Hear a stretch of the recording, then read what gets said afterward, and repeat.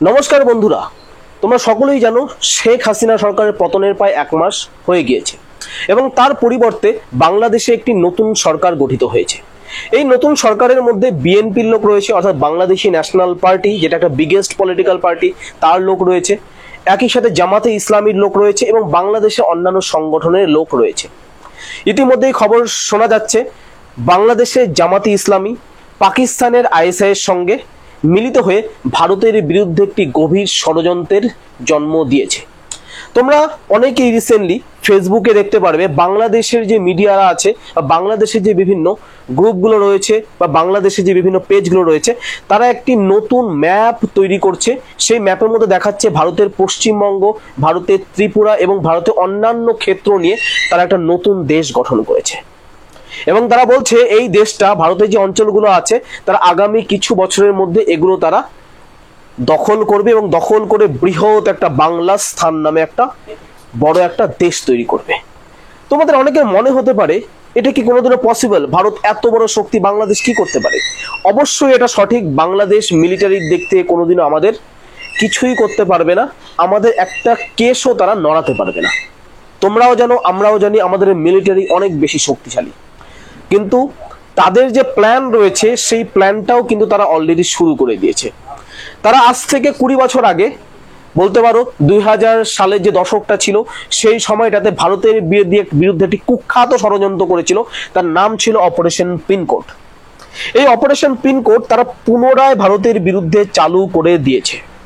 আমরা এই ক্লাসে বাংলাদেশের এই যে ভারতের বিরুদ্ধে চক্রান্ত আছে তার আইডিওলজি কি সেটা জানার চেষ্টা করব, তাদের প্ল্যান কি সেটা জানার চেষ্টা করব এবং অ্যাজ অ্যান ইন্ডিয়ান, ভারতীয় হিসাবে বাংলাদেশের যে প্ল্যানটা আছে এই চক্রান্তটাকে ধূলিসাৎ করার জন্য আমাদের কি করা উচিত, সেই বিষয়টা আজকের ক্লাসের মধ্যে আমরা দেখব। তো বন্ধুরা, সবার প্রথমে আমরা চলে যাচ্ছি সেই পিকচারটিতে, যেই পিকচারটি বা যেই হচ্ছে ছবিটি হচ্ছে বাংলাদেশ, বলতে পারো যেই ছবিটি হচ্ছে বাংলাদেশ প্রকাশ করেছিল ম্যাপ হিসাবে। বাংলাদেশ এই ম্যাপটা প্রকাশ করেছে, তার মধ্যে তোমরা দেখতে পাচ্ছ সবার প্রথমত এখানে বাংলাদেশ রয়েছে, তারপরে পশ্চিমবঙ্গের জায়গা, ঝাড়খণ্ডের কিছুটা জায়গা, বিহারের কিছুটা জায়গা, নেপালের কিছুটা জায়গা, সিকিম এবং উড়িষ্যার কিছুটা অঞ্চল, এদিকে ত্রিপুরা, মণিপুর এবং আসাম, মেঘালয়। এই অঞ্চলগুলো যা আছে, যেগুলো মূলত ভারতের জায়গা, এই অঞ্চলগুলো নিয়ে তারা বাংলাদেশের একটা ম্যাপ তারা উপস্থাপন করেছে এবং তারা বলছে এই সম্পূর্ণ অঞ্চলটার নাম কি, তারা এই সম্পূর্ণ অঞ্চলটাকে বলছে এটার নাম বাংলা স্থান এবং বাংলাদেশিরা বলছে তারা এই অঞ্চলটাকে যুক্ত করে তারা অখণ্ড বাংলাদেশ নির্মাণ করবে। হতে পারে অখণ্ড বাংলাদেশ, আমরা বলছি না, বাট অখণ্ড বাংলাদেশ যদি কোনো সময় হয় সেটা ভারতের একটি অঙ্গরাজ্য হিসাবেই হবে, এটাও তোমাদের বলে দিচ্ছি। বাংলাদেশ সেপারেটলি দেশ হিসাবে অখণ্ড বাংলা হবে না। যদি হয়, বাংলাদেশ ভারতের একটা অংশ হবে এবং ভারতের যে সেনাবাহিনী আছে বাংলাদেশকে দখল করে একটা অখণ্ড বাংলাদেশ নামে একটা রাজ্য গঠন হবে ভারতের, আদার্স কিচ্ছু হবে না। তা সত্ত্বেও বাংলাদেশের যেই বলতে পারো চক্রান্ত আছে সেটা সম্বন্ধে আমাদের জানা উচিত। বাংলাদেশ এই চক্রান্তটার নাম রেখেছে অপারেশন পিনকোড। হ্যাঁ বন্ধুরা, সঠিক শুনছো, এর নাম হচ্ছে অপারেশন পিনকোড। এই পিনকোড অপারেশনটা যে ছিল এটা 2009 সালের আগে থেকে চলছে। এটা এমন না যে পিনকোড অপারেশনটা রিসেন্টলি এই মাত্র শুরু করে দিয়েছে, একদম না। এই অপারেশনটা বাংলাদেশের জামাতি ইসলামী এবং পাকিস্তানের যে আইএসআই সংগঠন রয়েছে, অর্থাৎ পাকিস্তানের যে গুপ্তচর বিভাগ রয়েছে, তারা দুজনে মিলে 2009 সালের আগের থেকেই এটা চালাচ্ছে। এটা ভারতকে খণ্ড বিচ্ছিন্ন করার একটা কুখ্যাত চক্রান্ত, এটা সম্বন্ধে আমাদের খুব ভালো মতো জানা উচিত। এই অপারেশন যে পিনকোড রয়েছে এটা বাংলাদেশে রিসেন্টলি আবার নিয়ে আসা হয়েছে। অ্যাকচুয়ালি 2009 সালে শেখ হাসিনা যখন বাংলাদেশের প্রধানমন্ত্রী হয়, শেখ হাসিনা ভারতকে বিশালভাবে সাহায্য করে বাংলাদেশ থেকে কোনো রকম যাতে দুষ্ট চক্র ভারতের মাটিতে কোনো কুপ্রভাব যাতে না ফেলে।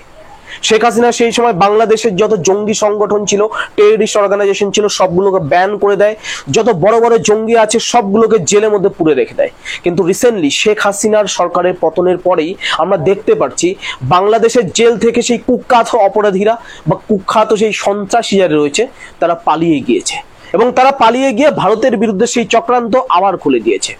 শোনা যাচ্ছে 2024 সালের 15ই আগস্টে 2024 সালের 15ই আগস্টে পাকিস্তানের আইএসআই, বাংলাদেশের জামায়াতে ইসলামী এবং তার সাথে আরেকটা দলকে তারা নিয়েছে, সেটা হচ্ছে মায়ানমারের ARSA, Arakan Rohingya salvation army. এটাও একটা টেররিস্ট অর্গানাইজেশন, যেটা হচ্ছে রোহিঙ্গা মুসলমানদের রাইটসের জন্য মায়ানমারে তারা জঙ্গি সংগঠন বা জঙ্গি কার্যকলাপ চালাচ্ছে। এই তিনটা গ্রুপ 2024 সালের 15ই আগস্টে একত্রিত হয়ে ভারতের বিরুদ্ধে চক্রান্ত করেছে এবং তাদের চক্রান্তটা এই ধরনের, যেটা আমি এখন বলতে যাচ্ছি। বন্ধুরা, তোমরা সকলেই জানো ভারতের যে সামরিক শক্তি আছে এটা প্রচন্ড শক্তিশালী একটা সামরিক বাহিনী। এটাকে কাবু করা অত সহজ নয়, কিন্তু তা সত্ত্বেও তারা কি প্ল্যান করতে চাচ্ছে। বাংলাদেশের যে জামাতে ইসলামী আছে তাদের সবার প্রথম যেই পরিকল্পনা আছে সেটা হচ্ছে বাংলাদেশ বর্ডারের আশেপাশের বা বর্ডার সম্বন্ধিত যেসব অঞ্চলগুলো রয়েছে, বর্ডারের পার্শ্ববর্তী অঞ্চল, সেটা আসাম বলতে পারো, পশ্চিমবঙ্গ বলতে পারো, ঝাড়খণ্ড বলতে পারো, ঝাড়খণ্ড পশ্চিমবঙ্গের সাথে লাগালাগি, এইসব অঞ্চলগুলোতে সাইলেন্টলি তারা ডেমোগ্রাফিক চেঞ্জ আনবে। তাদের প্রথম যে পরিকল্পনা আছে সেটা হচ্ছে ডেমোগ্রাফিক পরিবর্তন এইসব অঞ্চলে নিয়ে আসা। তারা ডেমোগ্রাফিক পরিবর্তন কিভাবে আনবে? তোমরা সকলেই জানো বাংলাদেশ এবং ভারতের বর্ডার যেটা রয়েছে, এই বর্ডারটা একটা ছিদ্রপূর্ণ বর্ডার। এই বর্ডারটা সঠিকভাবে নির্ণয় করা হয়নি, এই বর্ডারের সব জায়গায় ফেন্সিং করা হয়নি বা বেড়া বা কাঁটাতার দেওয়া হয়নি। ফলে কি হয়, এই বর্ডারে অনেক জায়গা রয়েছে যেগুলো ফাঁক ফোকর রয়েছে, সেই জায়গাগুলো ফরেস্টের মধ্য দিয়ে যাচ্ছে, নদীর উপর দিয়ে যাচ্ছে এবং কৃষিজ জমি যেগুলো যে আছে কৃষিজ জমির উপর দিয়ে যাচ্ছে এবং গ্রামের উপর দিয়ে যাচ্ছে। গ্রামের একদিকে ভারত, একদিকে বাংলাদেশ। এই জায়গাগুলোর সহযোগিতায় বাংলাদেশের মাদ্রাসা থেকে যেই সব স্টুডেন্টরা পড়ছে বা বাংলাদেশে যারা ইসলামপন্থী জামাতি যারা আছে, এই জামাতিরা ভারতবর্ষে প্রবেশ করবে। এবং তোমরা সকলেই জানো ভারতবর্ষের আইডি কার্ড পাওয়া কতটা সহজ, যে কেউ পয়সা দিলে ভারতবর্ষে আইডি কার্ড হয়ে যাবে। এভাবে তারা কি করবে, ভারতের যে বর্ডার সংক্রান্ত যে অঞ্চলগুলো আছে, বর্ডার আশেপাশে অঞ্চলগুলো যেগুলো আছে, সেগুলো বাংলাদেশি পপুলেশন দিয়ে এখানে পুরোপুরিভাবে ডেমোগ্রাফিক পরিবর্তন নিয়ে আসবে। ভারতের প্রতিটা প্রান্তে তারা ডেমোগ্রাফিক পরিবর্তন নিয়ে আসবে। এটা তাদের হচ্ছে প্রথম প্ল্যান। দ্বিতীয় প্ল্যান কি? এই প্ল্যানটাকে বাস্তবায়ন করার জন্য তারা অলরেডি পশ্চিমবঙ্গ এবং বাংলাদেশের যে বর্ডার আছে, এই বর্ডার অঞ্চলগুলোতে অনেকগুলো টেররিস্ট ক্যাম্প অলরেডি স্থাপন করে ফেলেছে বলে শোনা যাচ্ছে। অনেকগুলো নতুন ক্যাম্প স্থাপন করেছে, বলা হচ্ছে সেই সব ক্যাম্পগুলোতে নতুন করে টেররিস্ট যে আছে তাদেরকে ট্রেন করা হবে। শেখ হাসিনা সরকার এটা বন্ধ করে দিয়েছিল 2009 সালের পরে, কিন্তু বাংলাদেশ এখন আবার প্ল্যান করছে এই জায়গায় টেররিস্ট ক্যাম্প স্থাপন করে ধীরে ধীরে পশ্চিমবঙ্গের মধ্যে, আসামের মধ্যে এবং অন্যান্য ভারতের অঞ্চলে তারা টেররিস্ট গুলোকে প্রবেশ করাবে। এবং প্রবেশ করিয়ে তারা কি করবে, ভারতের যে সোশ্যাল ফ্যাব্রিক রয়েছে, সামাজিক স্থিতি রয়েছে, সেটার মধ্যে মিস ইনফরমেশন ছড়িয়ে ভারতের মধ্যে দাঙ্গা লাগানোর চেষ্টা করবে, কমিউনাল ভায়োলেন্স লাগানোর চেষ্টা করবে। এর আগের বার অপারেশন পিনকোড হিসেবে কি করেছিল, নর্থ ইস্টের যে বিভিন্ন বিদ্রোহী সংগঠনগুলো ছিল, অনেক বিদ্রোহী সংগঠন ছিল, আমরা সকলেই জানি, সেগুলোর নাম এখন বর্তমানে আমি নিচ্ছি না, এবং তাদের মধ্যে বেশিরভাগ বিদ্রোহী সংগঠনই এখন ভারত সরকারের কাছে বশ্যতা স্বীকার করেছে, তারা সারেন্ডার করেছে, সমর্পণ করেছে নিজেদেরকে, এবং তারা মুখ্য রাজনীতির মধ্যে ফিরে এসেছে বা মুখ্য ধারার জীবনে ফিরে এসেছে। তাই তাদের নাম নিচ্ছি না, কিন্তু তাদের চক্রান্ত নর্থ ইস্টের মধ্যে যে ইনসার্জেন্সি আছে সেটাকে নতুন করে আবার জায়গা দেওয়া। তোমরা শুনলে হয়তো চমকে যাবে, নর্থ ইস্টে যে বিভিন্ন ধরনের বিদ্রোহগুলো হতো তার মধ্যে অ্যাক্টিভ পার্টিসিপেন্ট যারা ছিল সেটা ছিল হচ্ছে Bangladesh was one of the vital player here. বাংলাদেশের সবচেয়ে বেশি এখানে গুরুত্ব ছিল। কেন কি, নর্থ ইস্টের যে বিভিন্ন সংগঠনগুলো ছিল, বিদ্রোহী সংগঠনগুলো, তারা বাংলাদেশের বিভিন্ন অঞ্চলে হচ্ছে কি করতো, আশ্রয় নিত এবং এখান থেকে ট্রেনিং নিত এবং এখান থেকেই তারা অস্ত্র সংগ্রহ করত। পাকিস্তান বাংলাদেশ হয়ে এবং চীন বাংলাদেশের মাধ্যমে এই সব সংগঠনগুলোকে অস্ত্র সাপ্লাই দিত, ফান্ড সাপ্লাই দিত এবং তারা ভারতের বিভিন্ন অঞ্চলে এই বিদ্রোহীমূলক আচরণগুলো করত। এবং তাদের 2 নম্বর প্ল্যান হচ্ছে নর্থ ইস্ট যে আছে, নর্থ ইস্টটাকে ডিস্টেবিলাইজ করে দেওয়া, এবং সেটার জন্য তারা কাজ করছে। এটাকে ছোটভাবে দেখার কোনো কারণ নেই। তাদের প্ল্যান যেটা আছে চক্রান্ত, মারাত্মক চক্রান্ত, ঠিক আছে। তারা এটাকে ফুলফিল করার জন্য যে কোনো পর্যায়ে যেতে পারে, ঠিক আছে। এটা গেল 2 নাম্বার পয়েন্ট। 3 নাম্বার পয়েন্টটা কি? 3 নাম্বার পয়েন্ট হচ্ছে তাদের নজর আমাদের চিকেন নেকে।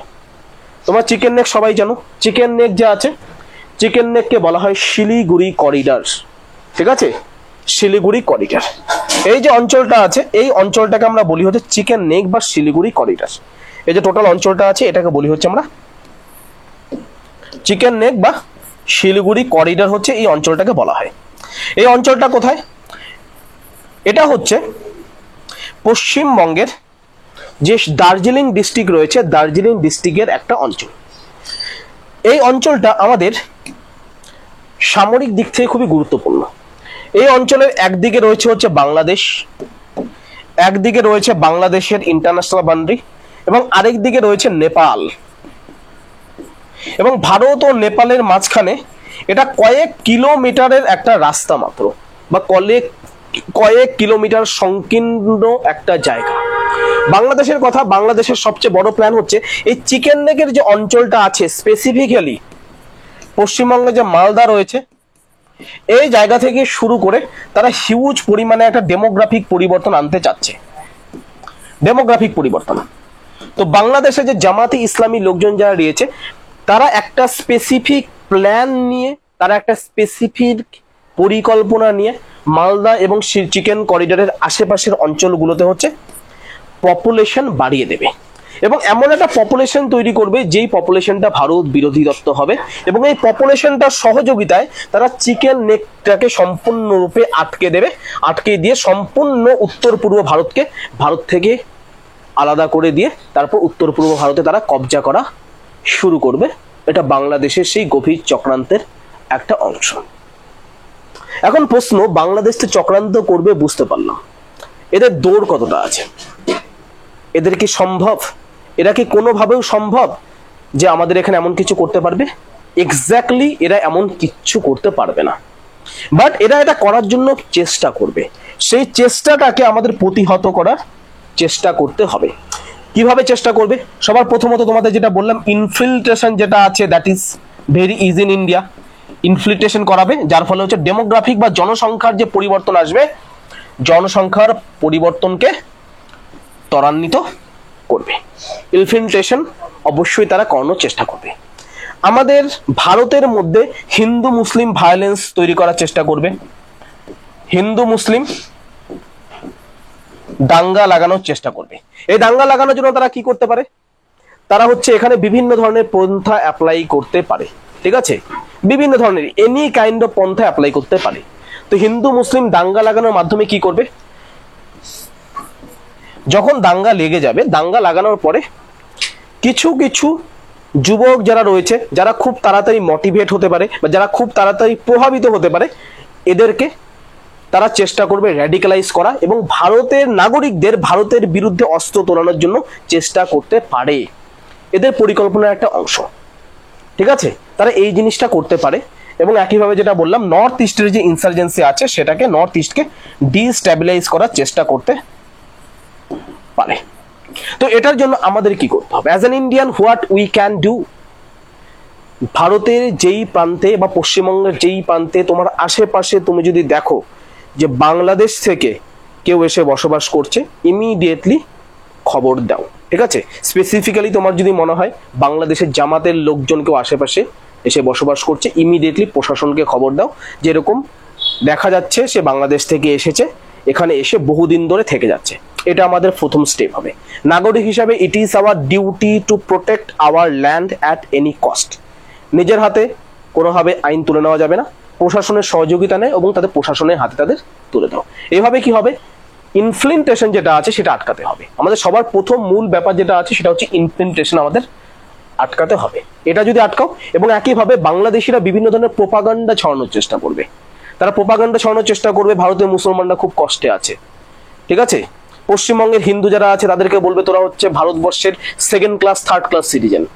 এগুলো বলে পশ্চিমবঙ্গের হিন্দু যারা আছে তাদের মধ্যেও হচ্ছে একটা ভারত বিরোধী একটা বলতে পারো একটা ফিলিংস তৈরি করার চেষ্টা করবে তারা পশ্চিমবঙ্গের বাসিন্দা যারা আছে হিন্দু মুসলিম সবার মধ্যে। তো আমাদের বাংলাদেশে যে ট্র্যাপ গুলো রয়েছে, এই ফাঁদগুলো আছে, এই ফাঁদের মধ্যে পা দেওয়া যাবে না, তাদের প্রতি উত্তর দিতে হবে। ঠিক আছে? তো এই অপারেশনটা যে আছে, এই অপারেশনটার নাম দিয়েছে তারা হচ্ছে অপারেশন পিনকোড। সে তোমরা পিনকোড লাগাও বা যেই কোডই লাগাও, ভারতের তোমরা কিচ্ছু করতে পারবে না। আমরা যদি চাই, বাংলাদেশকে স্বাধীন আমরাই দিয়েছিলাম, এটা মাথায় রাখতে হবে। ঠিক আছে? তো বন্ধুরা, আশা করি তোমাদের এই ভিডিওটা ভালো লেগেছে। ভিডিওটা ভালো লাগলে অবশ্যই লাইক দেবে, কমেন্ট দেবে এবং এটা শেয়ার করবে। ধন্যবাদ।